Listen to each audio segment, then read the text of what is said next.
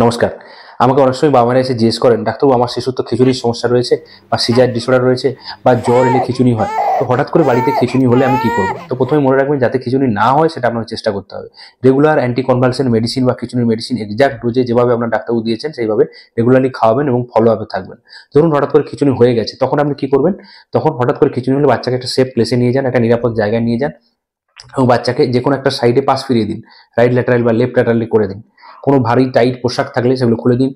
গলার শার্টের বোতামগুলা একটু লুজ করে দিন এবং দেখুন যাতে গলায় শ্বাসনালীতে কোনো চাপ পড়ছে কিনা। এরপর যেটা করবেন, ফোর্থ যেটা হলো, বাচ্চার গায়ে টেম্পারেচার আছে কিনা দেখুন।